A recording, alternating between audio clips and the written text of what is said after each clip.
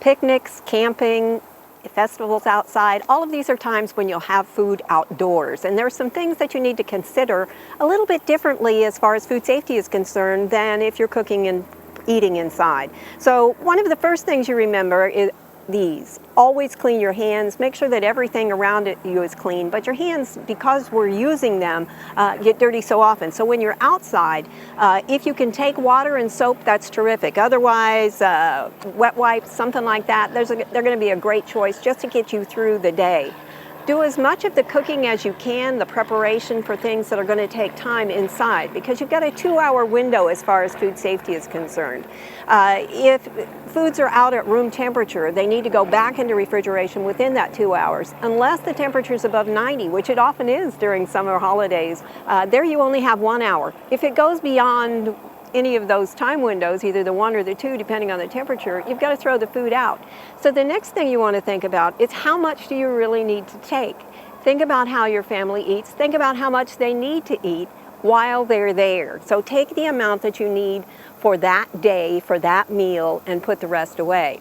Another thing you want to think about is the kind of proteins that you're taking. Unless you're going to cook on site, you don't want to do any preparation cooking ahead of time at home and cook something part way, unless you're going to chill it down all the way, back down to refrigerator temperatures, and then heat it up again. Because the opportunity for that food to stay in the danger zone is just too big, and you don't want to go home with sick people. You want to go home with the same healthy people you came out with. So that's another thing you want to think about. If you're taking a cooked protein like fried chicken or something like that, you want to chill it down. Cook it at home, chill it all the way down. If you're grilling chicken or ground beef, you want to make sure that it's in well wrapped and that it's completely separated from other foods.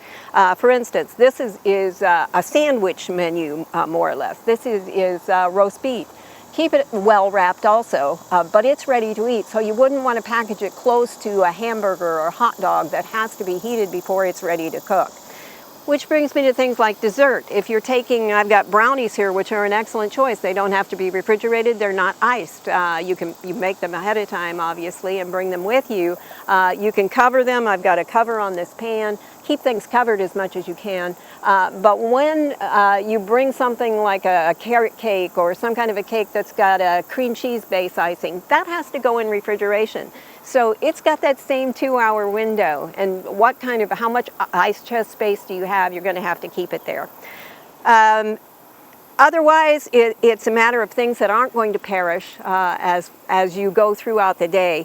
These things are all going to be in the 2-hour, 1-hour window, but something like fruit, you would think, well, fruit, I can leave it at room temperature, it's going to be not a problem. Peaches, yes, things that are uncut, apples that are uncut, those kinds of things can stay at room temperature. They don't have to go in the ice chest. But if you cut the fruit, like this watermelon is cut, it's got to go in the ice chest within that window to make sure that it stays safe.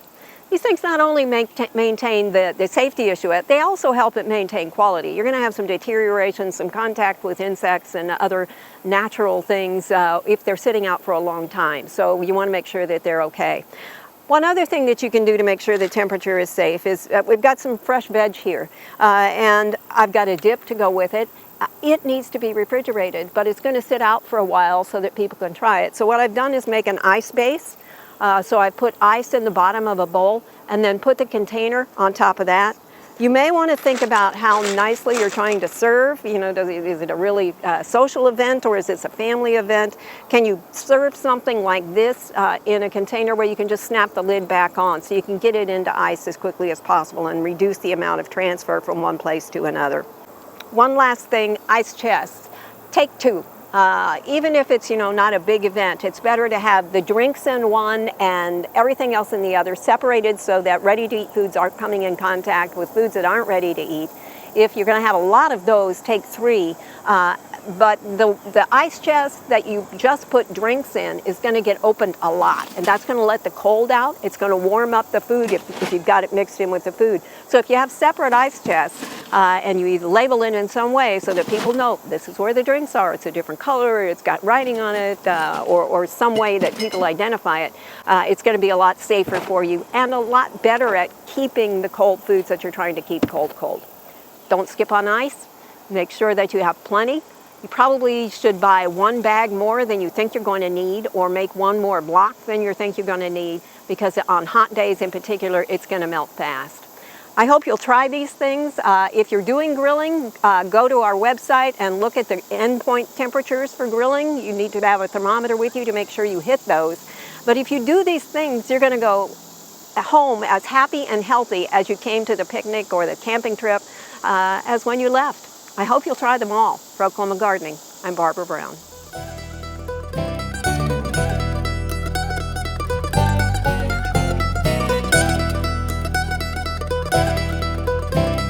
We hope you enjoyed this video. It's part of our Oklahoma Gardening YouTube channel. You can also find even more videos on our OK Gardening Classics YouTube channel. And join us on social media for great gardening tips, photos, and discussion.